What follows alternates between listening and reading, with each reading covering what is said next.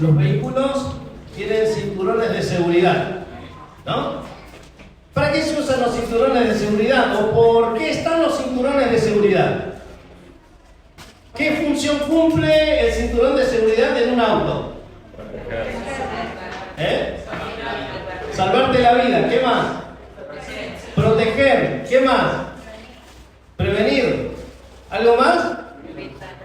¿Qué da el cinturón de seguridad? ¿Valga la redundancia? Seguridad. Bien. Ahora, todos los usan.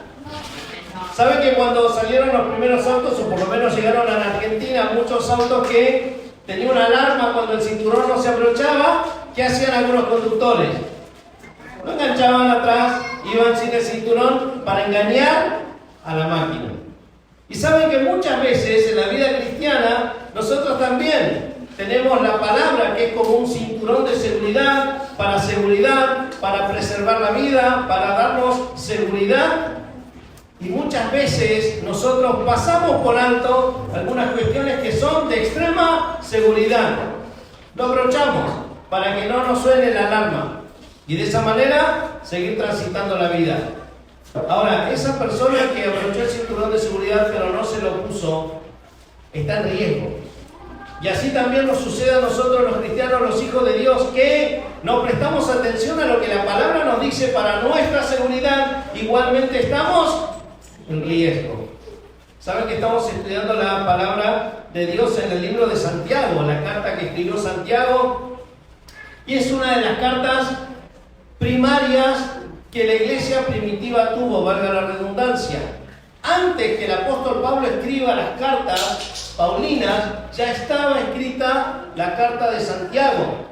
Es uno de los primeros escritos que se llama la epístola general o la carta general. ¿Por qué? Porque no estaba dedicada a ninguna iglesia, pero sí estaba dedicada a los judíos que habían sido perseguidos, expatriados en la diáspora, como se dice también. ¿Quién escribió Santiago?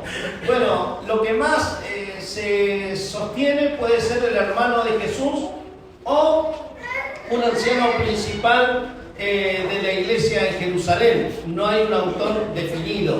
Ahora bien, para eso nosotros vamos a ir a la carta de Santiago. ¿De qué otra manera se lo llamaba Santiago? Dijimos una vez. Y el chiste es hijo, en lugar de Jacobo, alguien dijo Santi, ¿no? Pero bueno, quedó como un chiste. Bien, vamos a la carta de Santiago, de Jacobo. Y mientras buscamos la carta de Santiago, damos la bienvenida a personas que nos están visitando hoy. Sean bienvenidas a la iglesia y también es lindo reencontrarnos con los jóvenes que estuvieron en el CIMA, ¿no? De Movida. Damos gracias a Dios por eso. Y no van a ver hoy a Angie y a Daniela, porque ellas se fueron a hacer un tiempo de experiencia misionera, experiencia ministerial. Están en Berazategui, así que tengámoslas en oración durante esta semana, van a estar allá. Bien. Santiago. Si hay alguien que va directo al grano, es Santiago. No anda dando vueltas, ¿no? Como diríamos, corta la bocha. Santiago te dice lo que tenés que saber. Listo, no da vueltas. Santiago no fue filósofo, ¿te das cuenta? Porque el filósofo tiene demasiadas palabras para llegar a un punto y a veces ni llega al punto.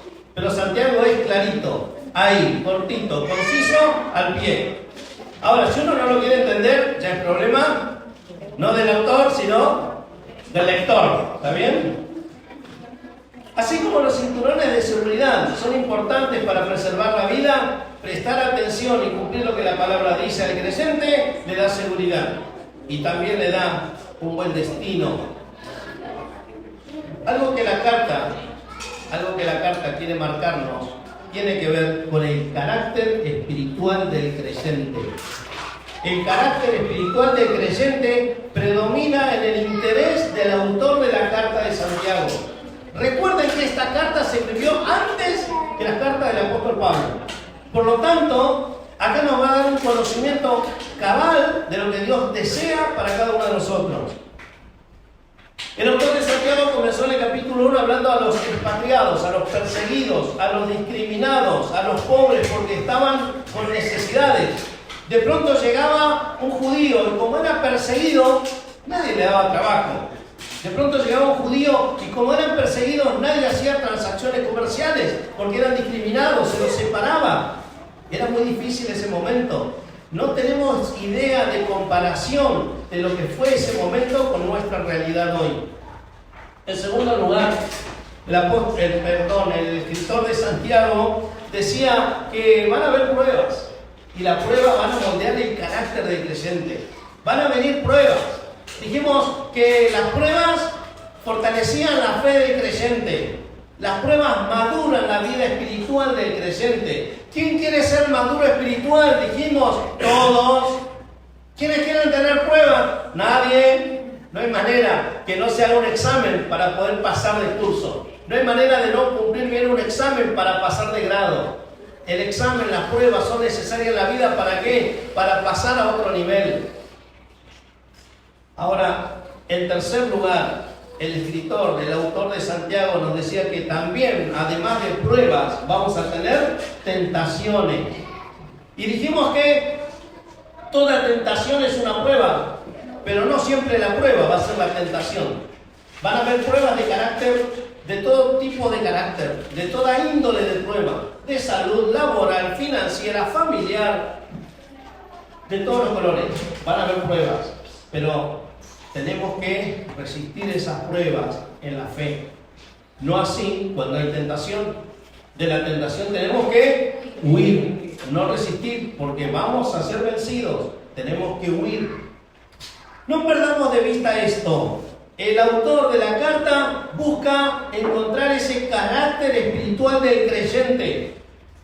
En una época en donde la inteligencia artificial está en boga, está de moda y está tan usada, no podemos perder de vista la necesidad de la inteligencia espiritual que necesitamos y debemos tener cada hijo de Dios para saber conducirnos. Decía que vamos a tener pruebas en el autor de Santiago, pero teníamos que pedir sabiduría a Dios. ¿Para qué? ¿Para conocer el resultado final de la prueba? No, ¿para qué? Para saber transitar esa prueba, para no bajonearnos tanto al punto de quedar tirados en el piso. Decía, pida sabiduría a Dios, el cual da a todos abundantemente y no que va a reprochar nada. La Biblia es el libro más vendido y menos leído.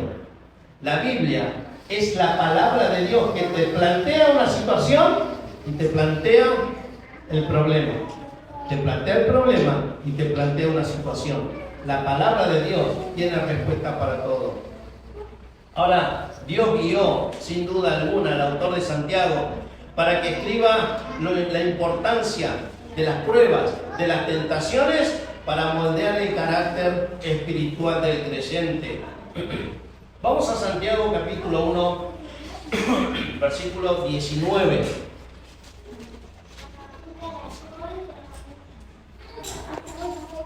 ¿Cómo podemos moldear el carácter espiritual? ¿Cómo podemos incorporar inteligencia espiritual a nuestras vidas? Santiago 1:19. ¿Cómo? ¿Qué dicen ustedes? ¿Qué dice la palabra? Hola, ¿estamos en el mismo programa? Sí, ¿verdad? Santiago 1:19. ¿Tiene un título tu Biblia? Hay otro que no tiene título, zafan, claro. El que tiene el título no zafa. Dice, ¿cómo podemos moldear el carácter espiritual del creyente? ¿Cómo podemos adquirir inteligencia espiritual? Como dice el título ahí, siendo... A ver, el que está más fuerte porque algunos no tienen título, entonces no saben cómo. ¿Cómo? Siendo... Bien, ¿qué significa ser hacedor de la palabra? Hacer lo que la palabra dice. Simple. ¿Vieron que Santiago es simple? ¿Es directo? Versículo 19. Dice su palabra. Por esto, mis amados hermanos, ahora, por esto es una frase conectiva. La Biblia como libro también tiene leyes gramaticales. Acá hay una frase conectiva. Por esto. ¿Por esto qué? Es como decir asimismo. O es como decir así entonces. Es como decir por lo tanto. Son frases conectivas. Esto no está aislado de lo que venía diciendo, es un mismo bloque. Fíjense lo que decía el versículo 2, hermanos míos, gozaos. Versículo 12, bienaventurado el hombre que soporta la tentación. Ahora, versículo 19, por esto, hermanos, por esto mismo que estamos diciendo de las pruebas, de la sabiduría, de la paciencia, del carácter cristiano, de las tentaciones.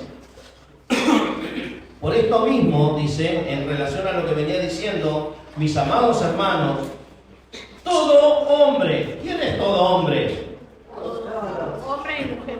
Hombre y mujer, bien, gracias, pues si no, solamente para los hombres, no, hombre y mujer, edades, todas, clases sociales, Todas. formación académicas, todas, el niño y el anciano, el joven y el adulto, el soltero y el casado, todo, ¿está bien? Acá no excluye a nadie, están todos incluidos. Mirá si me hablas de inclusión, están acá todos incluidos. Todo hombre, toda edad, clase social, estado civil, por lo tanto es para mí, es para vos. ¿Estamos de acuerdo? Presente, hijos de Dios. Dice, todo hombre, incluye por supuesto a las mujeres, sea pronto para oír, sea pronto para hablar. Ah, bien, algunos están atentos. Sí, sea tardo para hablar y sea pronto para irarse. También tardo. Bien. ¿Vieron que la palabra es simple, es directa, es concisa y es clara? Dicen que tenemos, repetidísima la frase, 2 oídos, 2 ojos y una boca. ¿Para qué? ¿Para oír más? ¿Para ver más y hablar? Alguno debe estar diciendo, usarlo vos y no hables más. Ya voy a terminar algo. Todo hombre sea pronto para oír atentamente dispuesto. ¿Nos cuesta oír? Oír es prestar atención con toda la intención, con los ojos, con la postura, con todo el cuerpo. A veces, no digo siempre, a veces hay un elemento que hace tan difícil la comunicación entre dos personas, que es un aparatito que todos llevamos en el bolsillo o en la mano. Y alguien está hablando y estoy con el aparatito. ¿Hay atención ahí? ¿Hay oído presto? ¿Hay atención con todo el cuerpo ahí? No. Dice, no, habla que yo te escucho, habla que... No hay manera, si no hay un trato directo. ¿Se entiende? Entonces, para oír, tengo que estar totalmente dispuesto a querer hacerlo. ¿Está bien? En segundo lugar, yo tengo que ser pronto para oír. Pronto para oír. Y oír significa dejar que el otro hable. Oír significa prestar atención al otro. Tengo cuestiones que para mí son más importantes, pero es importante escuchar al otro. La comunicación en la vida familiar es importantísimo. Saber oírse en la familia es importantísimo. Saber oírse en el matrimonio es fundamental. Saber oír a los padres, saber oír a los hijos, eso requiere algo que se llama tiempo. Y el tiempo transcurre, pasa, se va. Es importante dedicar tiempo. Dios hizo el día con 24 horas, porque en 24 horas podemos hacer todo. Si las 24 horas del día no te alcanzan, entonces tu organización algo está fallando. En segundo lugar, sea tardo para hablar, meditar cada palabra. Se dice que el necio dice todo lo que piensa, pero el sabio piensa todo lo que dice. El necio dice todo lo que piensa, el sabio piensa todo lo que dice. Y a veces es mejor tomar un tiempo de silencio antes que responder. ¿No te pasa a veces que estás hablando con alguien y antes que termine la frase, ya se la terminaste? ¿No te pasa que a veces estás hablando con alguien y se estaba yendo por la calle? No, no era ahí. ¿No te pasa? A mí a veces me pasa, yo meto la pata en ese sentido, muchas veces. Y entonces ahí donde dice, no, silencio, tarda en hablar. Procesá lo que te está diciendo. ni qué hablar si hay una discusión, porque no estoy ni escuchando nada, estoy pensando qué respuesta voy a dar. Si sos creyente, hijo de Dios, hay un momento de orar, de bajar un poco todo eso, para que sea el Espíritu Santo obrando. Ser pronto para oír, tardo para hablar. Ahora, en tercer lugar dice tardo para airarse. ¿Qué significa eso?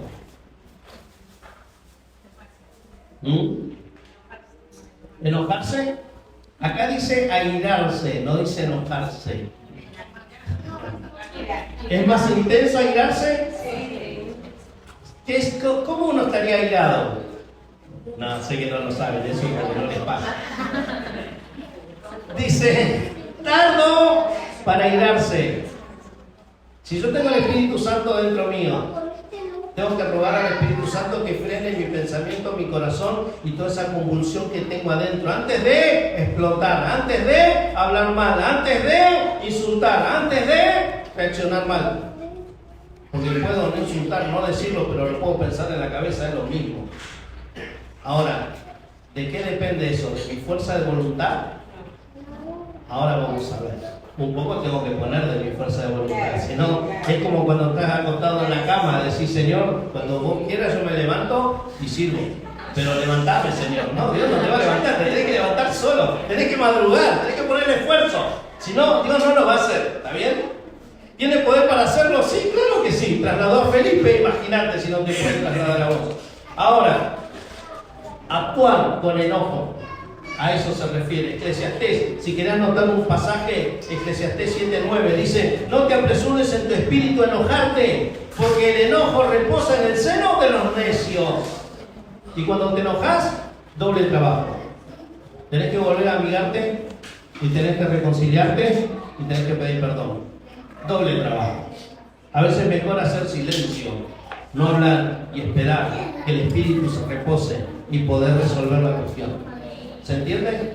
Ahora, mirá qué práctico que es la Biblia. Porque fíjense que el el autor de Santiago, nos habla y nos da dirección para fortalecer el carácter espiritual. Todo esto es importante para que el Evangelio se respire de manera doméstica en nuestros hogares. Acá en la iglesia somos todos santos. Ninguno dice ninguna palabra desagradable, ninguno tiene reacciones malas, bueno, al menos la mayoría no lo hace, pero somos todos santos. El tema es donde nadie te ve mostrar la santidad de Dios. Y si bien vos tenés que poner tu voluntad, no es tu fuerza, va a ser el poder del Espíritu Santo de Dios. Y ahora vamos a ver cómo. El carácter, dice entonces Eclesiastés 7:9, no te apresures a tu espíritu enojarte, porque el enojo reposa en el seno de los necios.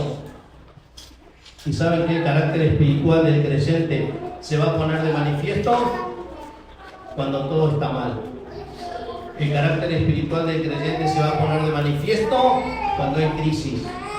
El carácter espiritual del creyente se va a poner de manifiesto cuando estés en momentos difíciles.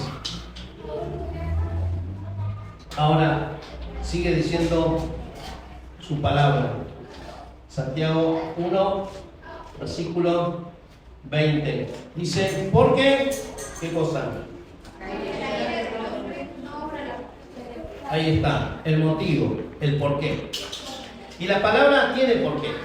La palabra dice, che, mirá, no te enojes así. Mejor hacer silencio, mejor observar más, prestar atención y hablar menos. ¿Por qué? ¿Por qué? Y ahí te lo dicen. Porque en la ira del hombre no obra la justicia de Dios. ¿Por qué?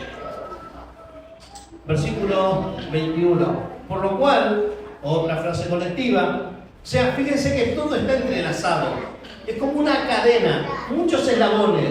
Y acá vuelvo a insistir. Por lo cual, por lo tanto, frase colectiva, fíjense que no basta solo con el oír, sino con poner en práctica.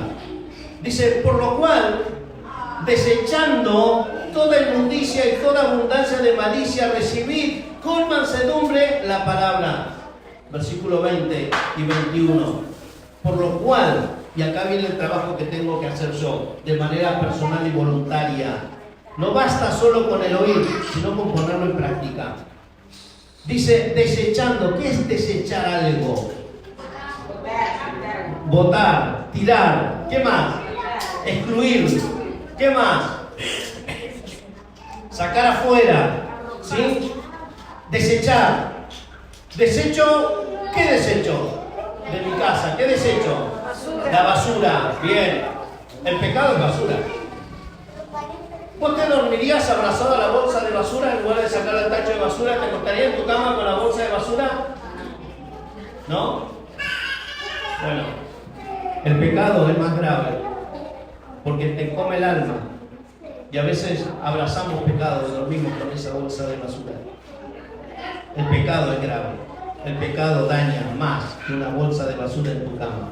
No lo harías, ¿verdad? Ahora pensá la noche. ¿Me acuesto con una bolsa de basura y me acuesto con pecado? Ahora vamos a ver por qué no. En segundo lugar, toda inmundicia tiene que ser desechada. La inmundicia es la suciedad moral. La inmundicia es suciedad moral. Por ejemplo, ¿qué puede ser inmundicia? Hola. Todo me mira. Se escucha bien, ¿verdad?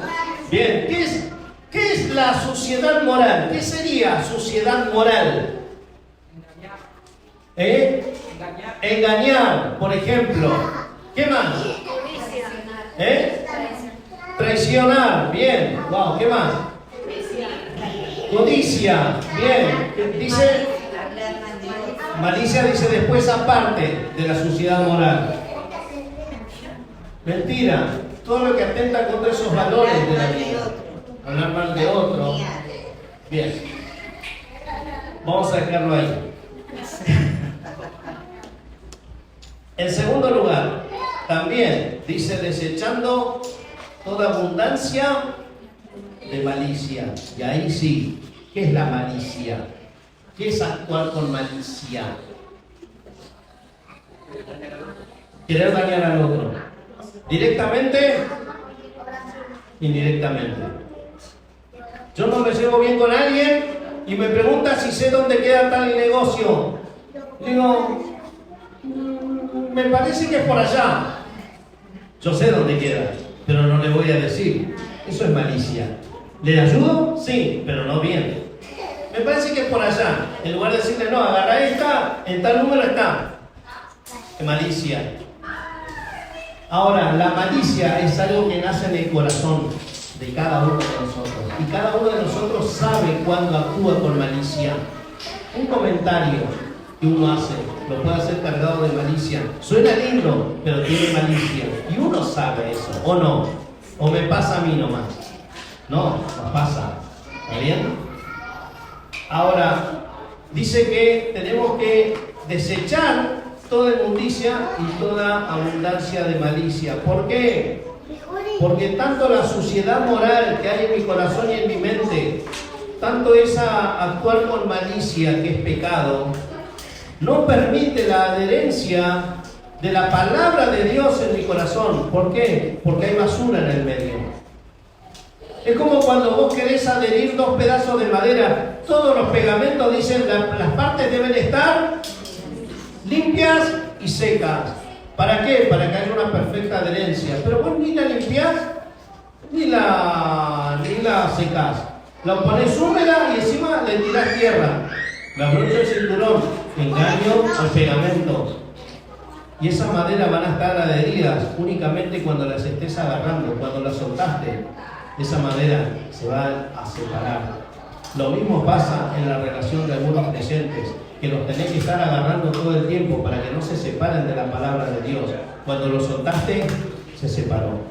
¿Se entiende el concepto? ¿Por qué? Porque toda malicia, todo pecado va a impedir que ese creyente se adhiera a la palabra de Dios, por lo tanto a la relación con Dios. Es importante sacar el pecado que tengo encima para que la adherencia de la palabra en mi corazón sea perfecta. Versículo 21 al final dice: y recibid con mansedumbre la palabra implantada, la cual puede salvar vuestras almas. Ahora, dice recibir, ¿de qué manera? Con mansedumbre. donde hay un corazón altivo, donde hay un corazón soberbio, donde hay un corazón orgulloso, difícilmente la palabra puede ser plantada con mansedumbre. ¿Por qué? Porque yo ya sé todo. A mí nadie me puede enseñar nada. Yo ya estudié en el seminario, yo ya hice el doctorado, yo ya hice tal cosa. Cuando hay un corazón con orgullo, con soberbia, la palabra no va a ser adherida, porque ya nadie le puede enseñar nada.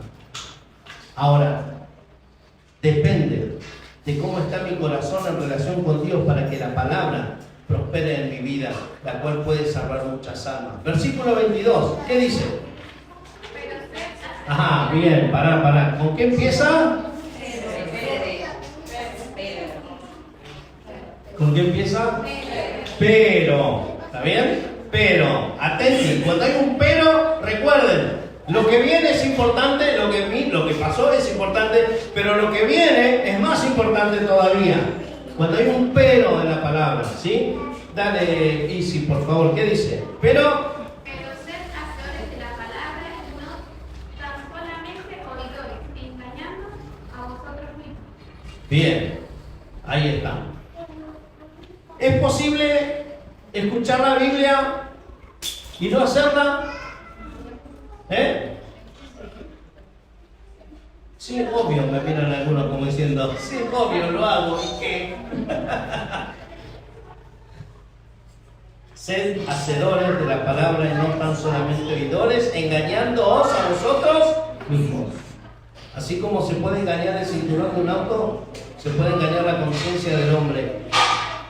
Así como se puede engañar la maquinita de un auto, se puede engañar el corazón del hombre. Pero a Dios no. El resultado va a ser evidente. El fruto va a ser evidente. Sed hacedores de la palabra. Fíjense que nos dice, bueno, miren, si les pinta, sean hacedores. O no les dice, bueno, yo les recomiendo que cumplan lo que la palabra dice. No, acá hay un imperativo. Gramaticalmente es una orden. Dice, por lo tanto, o por eso, es importante ser hacedores de la palabra y no tan solamente oidores. Porque si soy oidor, me engaño. Ahora, versículo 23. ¿Por qué tengo que ser hacedor y no tan solamente oidor? ¿Por qué? Versículo 23, ¿qué dice? Porque si alguno es oidor de la palabra, pero no hacedor de ella, este es semejante al hombre que se considera en un espejo su rostro natural. ¿Qué pasa? Mira su rostro, ve todo lo que tiene, lo que no tiene, y después se olvida, porque realmente no pasa. Cuando uno está expuesto a la palabra de Dios, Dios se manifiesta en uno. ¿Saben a quién le pasó esto? En Éxodo 34, 29 y 30, no hace falta que lo busquen, se los leo. Éxodo 34, 29 y 30, ¿a quién le pasó eso?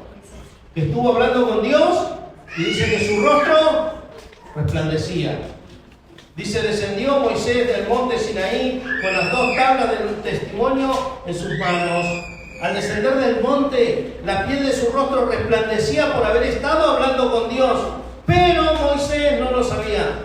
Aarón y todos los hijos de Israel miraron a Moisés y al ver que la piel de su rostro resplandecía, tuvieron miedo de acercarse a él. Ahora, ¿qué pasó? Moisés estuvo hablando con Dios y su rostro resplandecía.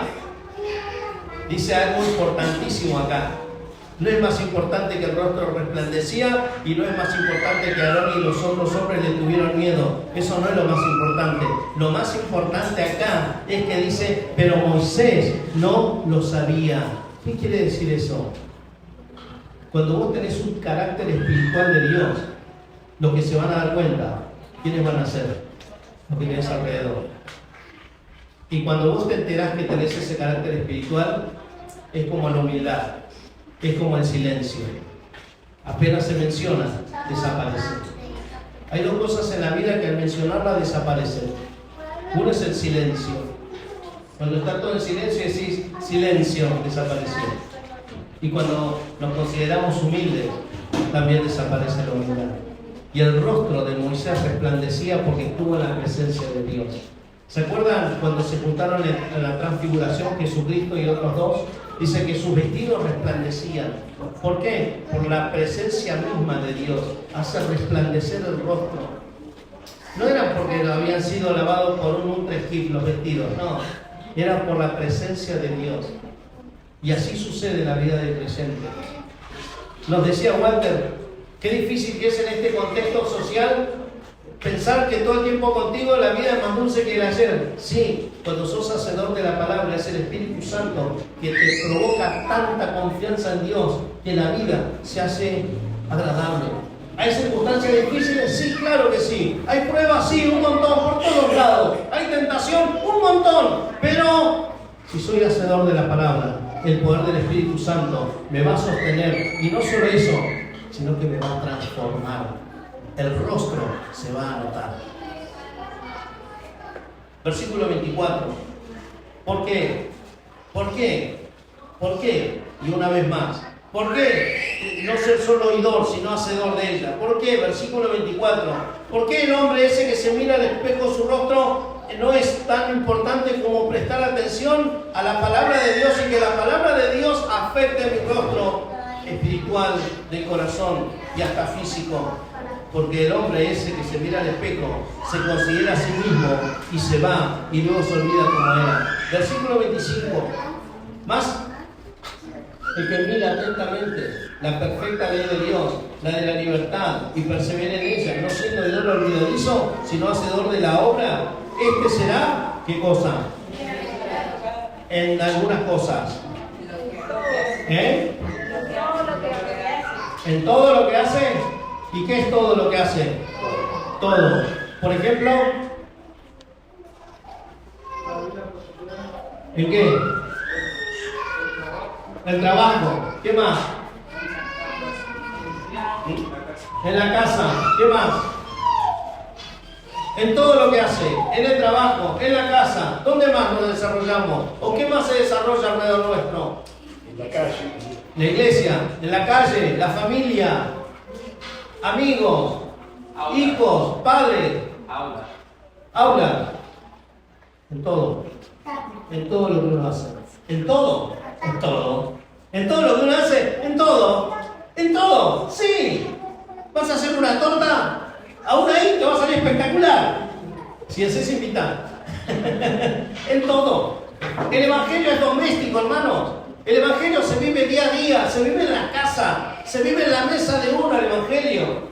Ahí se vive el evangelio. No lo alejemos al evangelio de nuestras cuatro paredes de la casa, porque es ahí donde se vive. El que viene a tu casa respira el poder del evangelio en tu vida. El que te visita se da cuenta que algo distinto hay ahí. El poder del Espíritu Santo obrando, como cantábamos hoy, es el evangelio de Dios. La ley de Dios es perfecta. La ley de Dios da libertad. El que persevera en la palabra, no siendo oidor olvidadizo, sino hacedor de la palabra de Dios, será bienaventurado en lo que hace en todo. El Salmo 19:7. Te invito a buscarlo, por favor. Salmo 19, 7 al 11. ¿Quién lo quiere leer? Salmo 19, versículos 7 al 11. El que lo quiera leer, por favor, que lo lea. Vamos a encontrar acá en el Salmo 19, versículos 7 al 11, 7 conceptos acerca de lo que es la palabra de Dios. Es un pasaje conocido. ¿Qué dice? ¿Se acuerdan que dice el Salmo 19, 7 al 11? ¿Se acuerdan qué dice? Ahora porque ya viste la Biblia, pero si no, no te acordabas. Es conocidísimo. ¿No lo tenés anotado en tu Biblia? Anotalo, resaltalo, tenelo en cuenta para la vida misma. Alguien que lo quiera leer, por favor. La ley de Jehová es perfecta, la que promete el alma. El testimonio de Jehová es fiel, que hace sabio al sencillo. A ver un momentito, Vivi, por favor.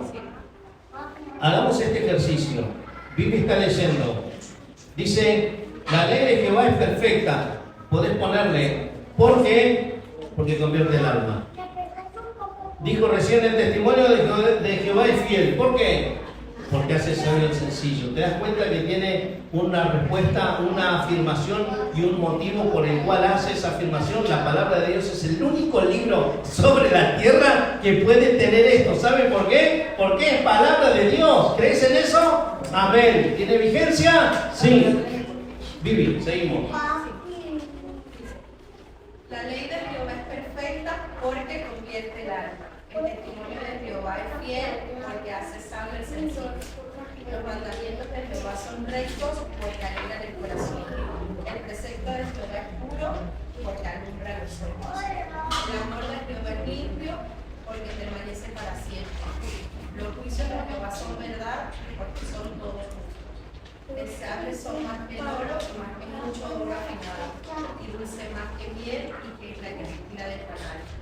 Tu siervo es además amonestado con ellos, en guardarlos hay grande galardón. Ahí está.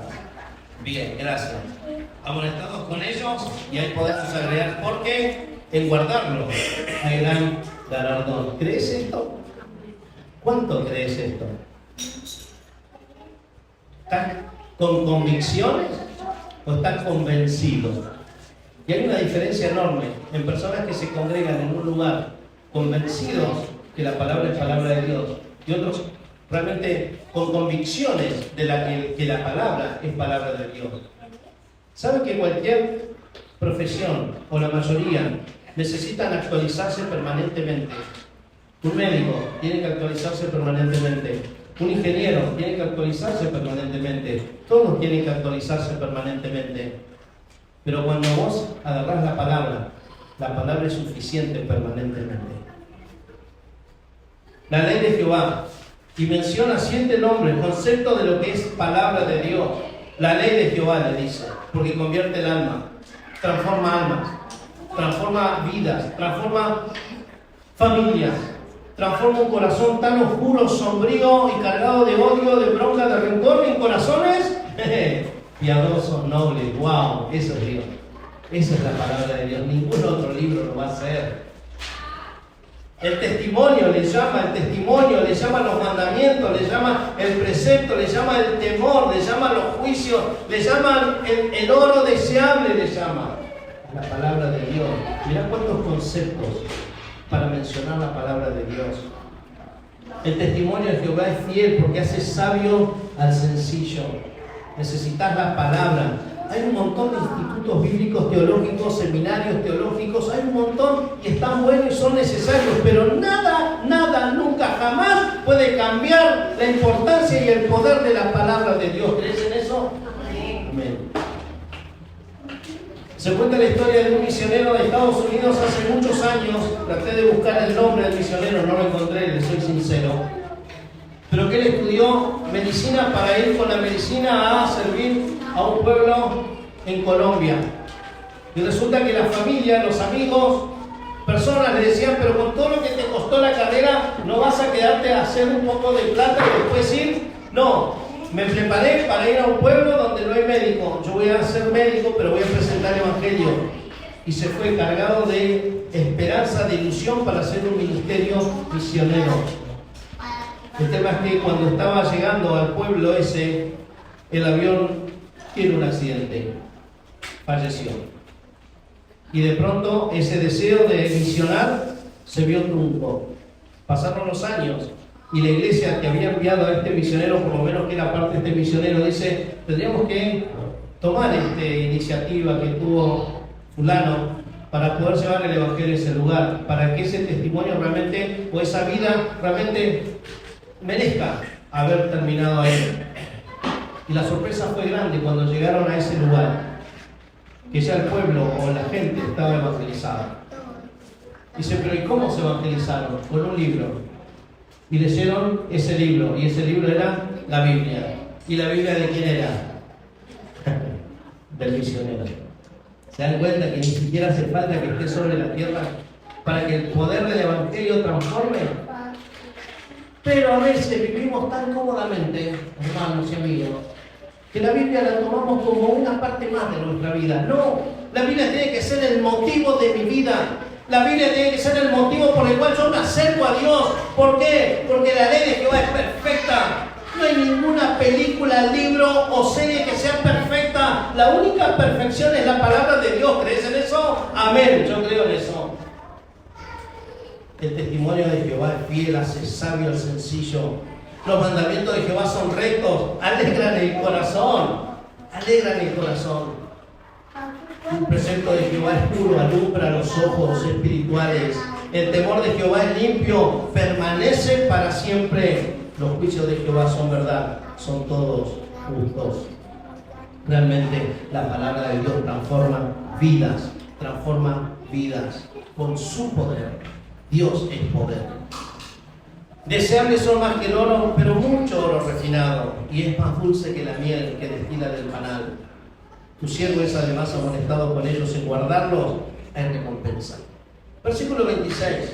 Si alguno se cree religioso entre vosotros y no refrena su lengua, sino que engaña su corazón, la religión del tal es vana. El versículo 19 hablaba de la lengua. Y el capítulo 3 se dedica a hablar de la lengua, Santiago.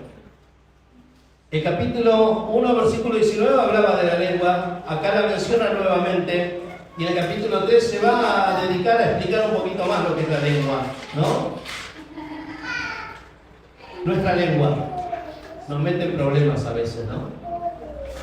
¿Por qué dije lo que dije? ¿Por qué nos mete pesado? Y a veces la lengua es una parte de nuestro cuerpo que es tan minúscula, tan pequeña, pero nos mete en grandes problemas a veces. Si alguno se cree religioso, esto quiere decir si alguno dice tener fe dentro de su corazón, no está la fe verdadera porque no refrena su lengua, sino que engaña su corazón. ¿Saben a qué se refiere con engañar el corazón acá? Con hacer trampa. ¿Qué es hacer trampa? O mejor dicho, ¿quién hace trampa? ¿O cuándo se hace trampa? Normalmente, ¿cuándo? Qué bueno, porque nadie sabe lo que es hacer trampa. ¿Qué es hacer trampa? Cuando te quieren engañar. Engañar. ¿Pero qué es hacer trampa? Algo que no corresponde. Por ejemplo, ¿en un juego se puede hacer trampa? Sí, claro, ahora sí, todos saben. En un juego se hace trampa. ¿Para qué se hace trampa? Bien, vamos bien por ahí. Parece que todas las cosas malas me pasan a mí nomás. Me siento re pecador enfrente de ustedes.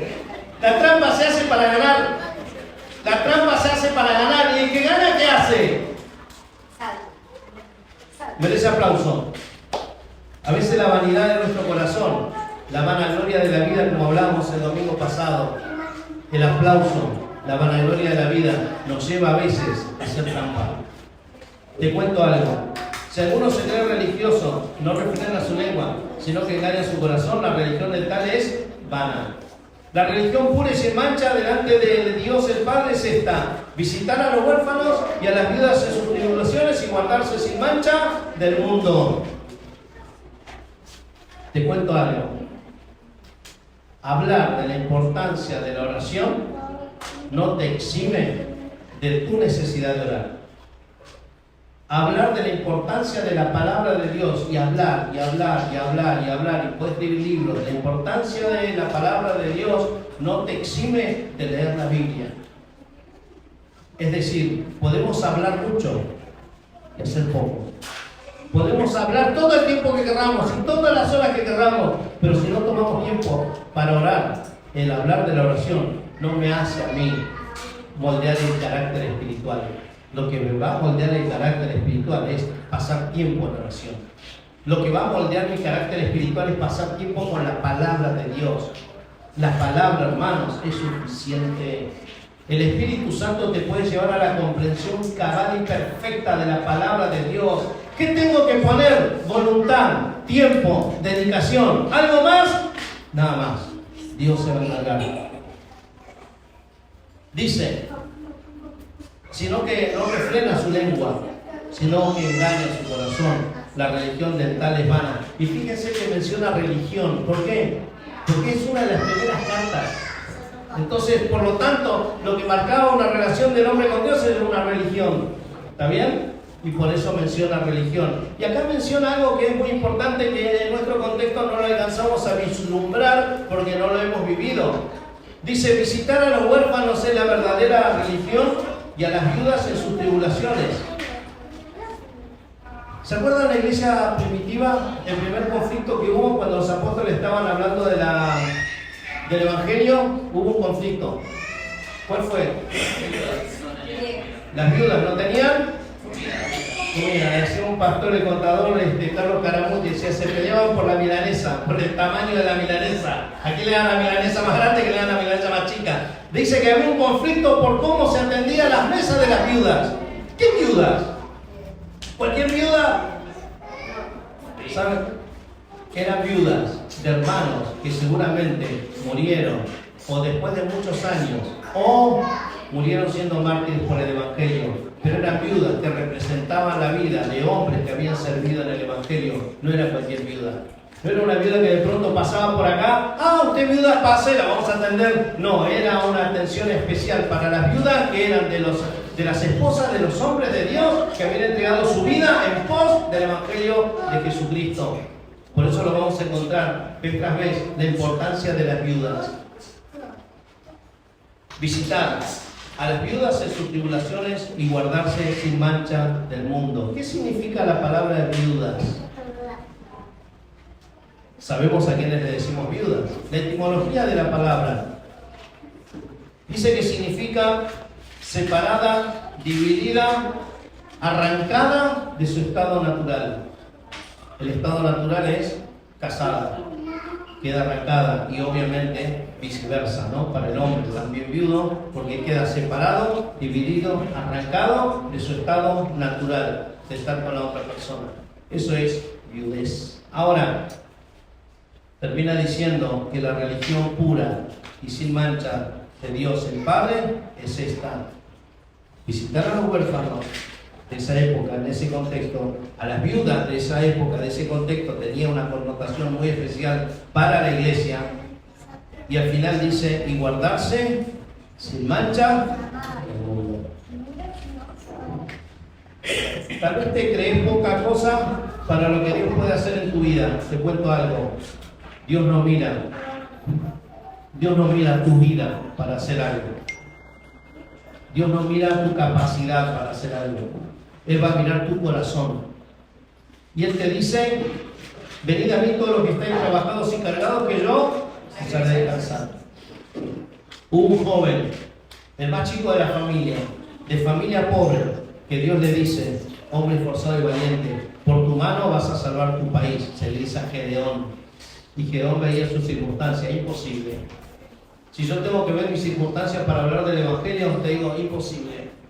Es el poder del Espíritu Santo de Dios. Y si vos tenés que ver tus circunstancias, tu vida, tus capacidades, para decir imposible. Pero te cuento algo.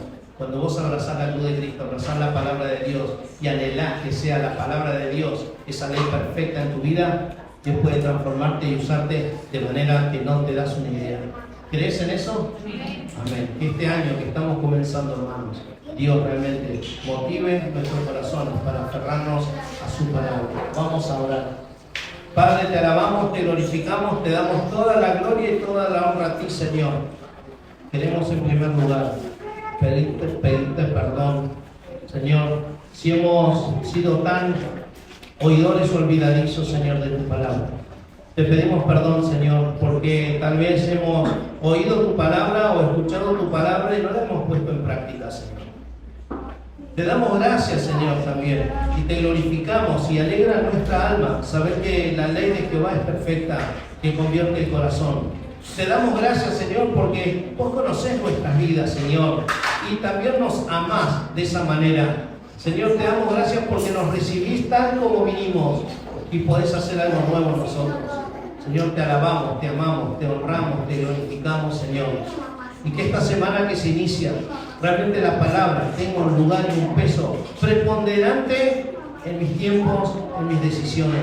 Señor, y te ruego, te suplico que estés obrando poderosamente en los corazones de cada uno de mis hermanos, para que esta semana que se inicia también, la palabra sea de ánimo, de confort espiritual, y Señor, que motive sus vidas y proteja, Señor, su alma. En Cristo Jesús oramos. Amén.